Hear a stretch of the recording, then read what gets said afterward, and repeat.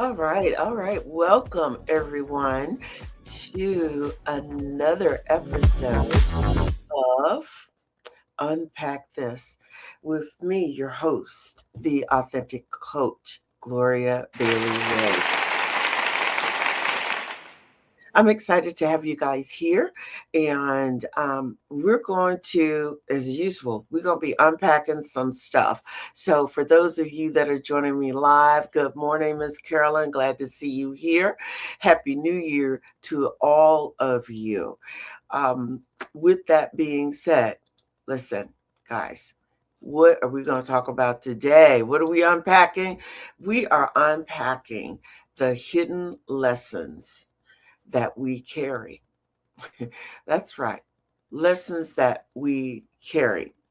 So I want you to all know that every podcast, this one and those that are due to come, it's where we here talk about truth, transformation, and the courage that it takes to walk away from what no longer serves you. Again, I'm your host, Gloria Bailey Ray, known as the Authentic Coach. And today's episode sits deep in the heart of my book, When to Get Up from the Table When Love is Not Being Served. And I just want to underscore this. A lot of times people hear that when love is not being served, but this isn't just about a romantic relationship. You know, you got to get up from the table when love of your job, love of your family, love of your friends, love of your boss, your coworkers, whatever it is, it's just a metaphor. So today, again, we're going to be unpacking the hidden lessons that we carry, the unspoken message from childhood that has taught us to perform for love, earn approval, and confuse being needed with being loved. So I want you to settle in for this one. It's a new day. It's a new year, and let's get into it. This topic, it may touch places that some of you haven't visited in a really long time, or places you didn't even realize were shaping your life. So, like I said, we're going to get into it, and I'm going to start with, as I look back over my life, personal relationships, professional spaces, friendship, and yes, even intimate partnerships. I can now see a thread I didn't recognize at the time. It was this quiet, persistent need to be needed, a longing to be accepted, a desire to be valued so deeply that I believe my place in people's lives depending on what I did for them. Honestly, I confused being indispensable with being loved. I used to ask myself, what can I do to make them stay? Instead, I should have been asking, do I feel seen? Do I feel valued? Do I feel safe here? And those are the questions. And honestly, they're two very different questions. One comes from fear, the other comes from self-worth, that need to be needed. It didn't come out of nowhere.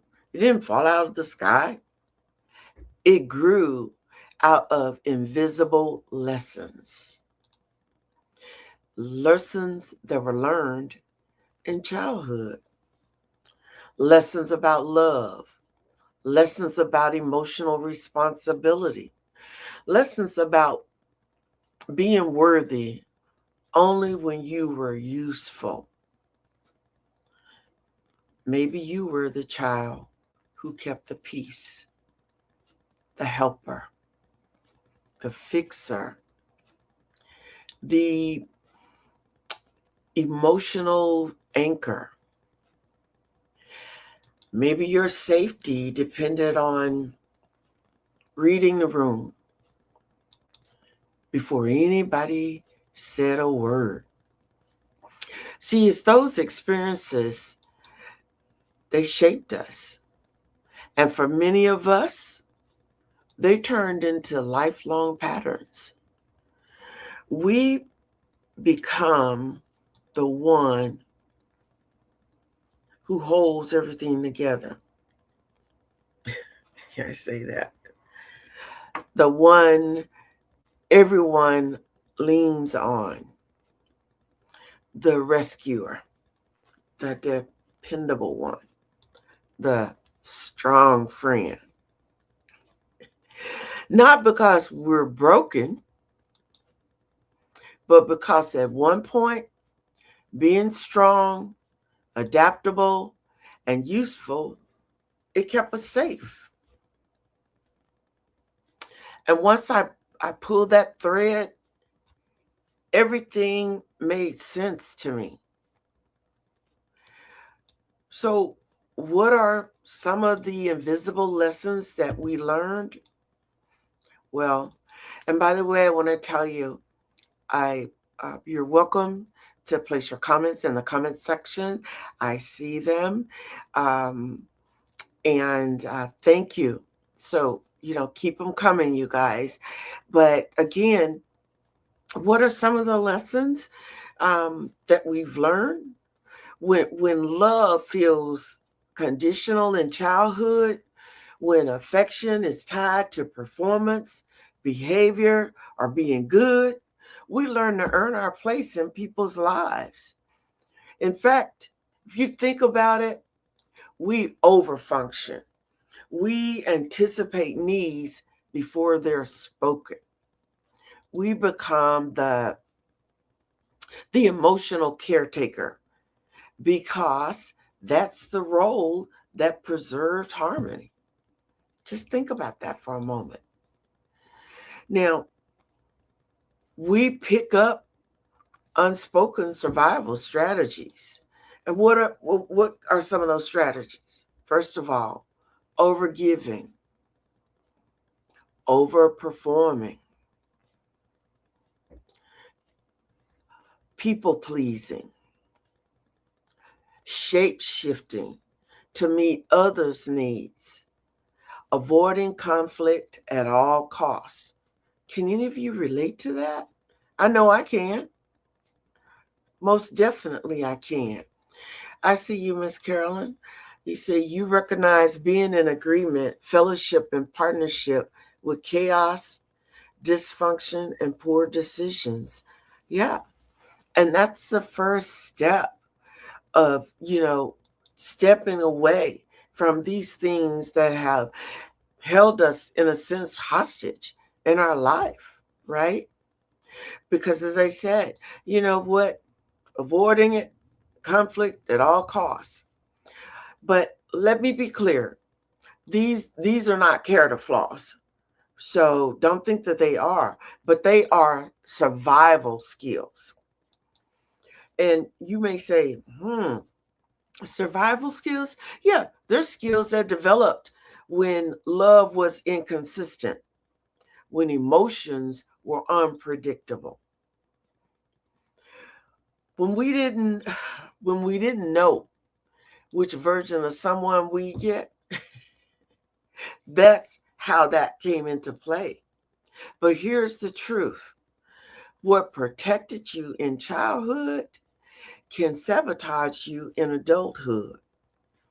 Think about that. Those same strategies, they became the change that I guess in a sense they may keep you, or they're keeping you stuck where you are right now. So you give until it hurts. You're drawn to people who need rescuing. And guess what? Some of us are still trying to rescue folks. You stay loyal beyond, way beyond your emotional capacity. And that's why a lot of times I say, you got to get up.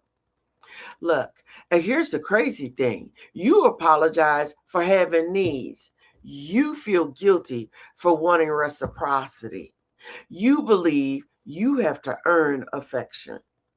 Listen, and the crazy thing about it all, slowly you start carrying the weight of other people's emotions, and you do it like it's your personal assignment, until one day, like me, you realize that this script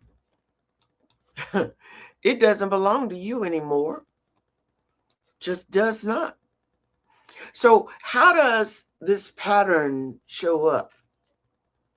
Well, think about, let's talk about everyday places where these hidden lessons show up.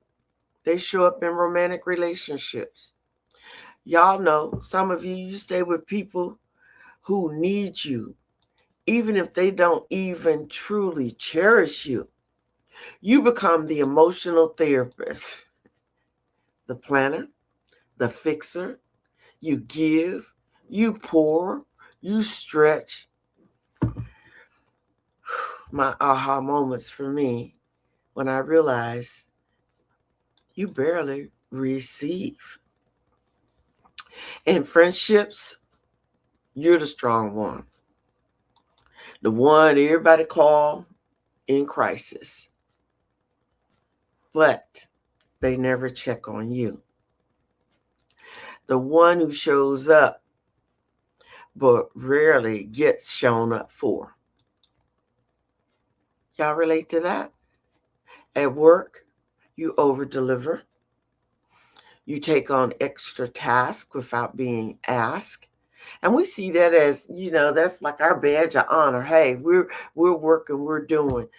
Listen, think about it. You're the go-to because you don't know how to say no. You become exhausted, yet you feel guilty for wanting rest. What's wrong with that picture, you guys? Think about it. What could possibly be wrong with that picture? You're going to feel guilty about what? And I'm here to tell you, these patterns going to follow you, and it follows us until we recognize something more powerful. And that is, we are allowed to stop performing. We are allowed to set boundaries. Okay? And the crazy thing of, we need to understand that walking away, it's not abandonment. It's called preservation. Hear me when I say that, you guys. When you got to preserve yourself, that's That's amazing. It really and truly is. I see you. You witness up close and personal people being the caretaker of other people's poor decisions. Whoa. Oh, that's heavy. That's deep. And it is taxing on both your mental and emotional health. And the crazy thing I would say to you, Miss Carolyn, is that a lot of people that you are caretaking of, they feel like you are obligated to do that. And that's why we're talking about the lessons that we've learned. We need to learn to unpack this. We need to learn that, you know what, you are worthy. This is not about you abandoning the people that you care and love for, but you got to be able to preserve you. Because guess what? That old saying, if you don't take care of you, you can't take care of nobody else. And that's real. I mean, that right there, that's just straight up real talk. But, you know, I think that we all have to reach this moment of realization. It just has to come. I know for me, I've thought a lot about in 2026 the things that I am not going to do. And I'm going to share that out in another feed. But I have to realize that, you know, there was this moment, and I hope it does for each of you who are listening, that sometimes that quiet, that earth shattering, that part when you say, I'm exhausted from caring everybody else but myself. I know I had to reach that point. And maybe it happens for you or some of you after another relationship where you felt unseen. Maybe it happens at work after taking on responsibilities that were never yours in the first place. Maybe it happens when you look in the mirror and say, this version of me isn't who I was meant to be. The shift begins when you ask a new question. Not, what can I do to make them stay? Hear me when I say that. But instead, do I feel valued? Do I feel respected? Do I feel emotionally safe? Ooh, ooh, ooh, ooh, ooh. Can I just say, honestly, that's when the fog shifts. No question. That's just how it is. That's when the fog shifts. And y'all, whew, I just have to tell you, when that fog shifts, that's when the healing begins. That's when you start to reclaim your worth. And yes, you must understand that you are worthy. You are valuable. And for some of us, it seems like that's the hardest thing to do. But I want to tell you, you've got to heal and you got to rewrite your own story. So let's talk about healing. I'm talking about real, practical, everyday healing. Hear me when I say this. First, you got to name that lesson. See, you can't change what you don't acknowledge. And own it. And by the way, I just had like a real aha serious moment this week. When you apologize and it's authentic, it's real, it's heartfelt, don't apologize over and over. And my husband asked me, why do you keep apologizing to this person? You were truthful, you were honest. Shit happens. We are all caught up with doing so much stuff, and you make a mistake. just trying to manage stuff. But my aha moment, I had to name that, over apologizing. And a lot of times I'm over apologizing for a damn narrative that somebody made up and shared with other people. And I can't change that, but I can name it, own it, acknowledge it, and move on, right? Then the second thing in part of healing and reinventing your story is you got to separate your worth from your usefulness. Trust me, you are worthy when you are resting, when you're not fixing stuff, when you're not saving. I don't care what anybody else says. And as I said earlier, you know what? You show up for everybody, they don't show up for you. And if someone doesn't take the time out to say, well, that's not the person that I know them to be, or I thought they were, hello, reach out. You don't know what's going on. I always say you don't know what somebody else is going through. And because I don't put all my stuff out there, ain't none of your business. But that doesn't mean that internally in my home, in my life, that things aren't popping off. You don't know. So you're trying to keep up this facade. But I'm here to tell you, you're worthy. You know, you're worthy when you're not saving folks, when you're not trying to fix folk. And then the third piece of that is you got to ask the right questions, right? Do you feel emotionally safe? Are you valued? Am I valued here and where I'm at? Is this a mutual relationship? That becomes the question.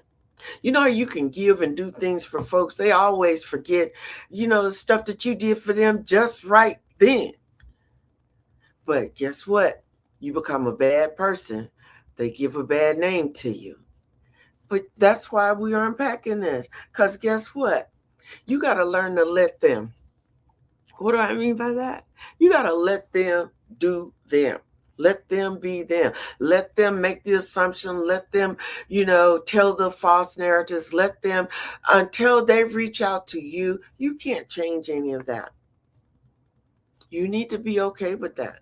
That's why we want to unpack it, right? And then here's the other thing. I realized you've got to practice boundaries. You must practice boundaries. I don't care if they're small. That's right. It's important, especially the small ones. You have to, as I was saying, know when to hold them, know when to fold them, right? And, finally, you got to give yourself permission to walk away.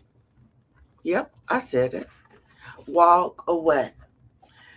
Sometimes I struggle with that, and I don't know, I woke up one day and I just said, "Yeah, I don't want to do this anymore." See, you don't have to wait for the table to become toxic before you walk away. And you don't have to wait until you're emotionally starving before you walk away. You got to read the room and you got to understand, where people are, what they think. And if you ain't feeling it, for me, I feel it in my gut. And I agree with you, Miss Carolyn. Setting boundaries is wisdom and good stewardship. Absolutely, it is. And without them, where would we be? Right? So you have to get up the moment you realize that the table is not honoring you. And that's especially after the fact that you've been over backwards. Some of us still, we do that. I'm guilty of that. I'm a Southern woman. What are we taught? You give, you do. And you still have people who are unappreciative, right? And so, you know, if it's not serving you, if someone can't show up for you at an event, and someone can't um, give, I had this conversation about a few weeks ago. It was Giving Tuesday, and I must have gotten, hundreds of emails from organizations, people I didn't even recognize. But you know what? For the ones that I did, and I found myself saying, they never showed up. And this isn't about tit for tat. This is when you look back over a number of things and realize over all of the last 5 or 10 things that I've done, this person never showed up. They never supported what I was trying to do. It's a myriad of things. Again, you can't change people, but you can change yourself. And you have to understand there comes a point in time when you're going to get up from the table.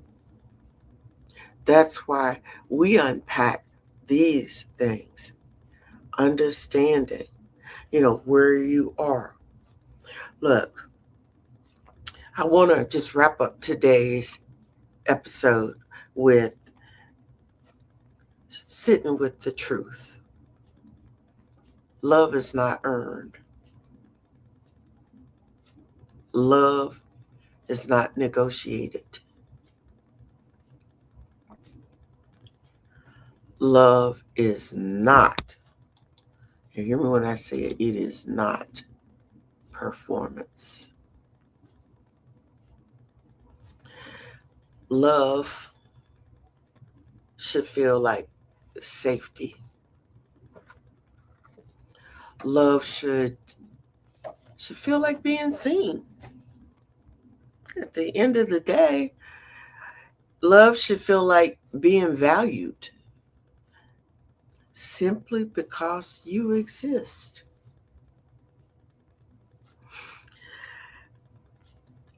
And can I just say this? Any table that cannot honor that, any relationship, any job, any friendship is not a table you are obligated to stay at. I hope that some of these things are resonating with you. You know, I love this. Look, I love this. I say thank you to the people who have mistreated me, betrayed me, mishandled, disrespect, because they taught you valuable lessons. Amen to that. And that's why I'm now seeing, I've been reading this book, Let Them. I'm sorry. You gotta let them, but you also gotta let me. And that piece, it resonates. That's why when we talk about the lessons that we carry, just because you have it and you came up with it does not mean that you need to continue to carry that narrative over and over and over again. Does not.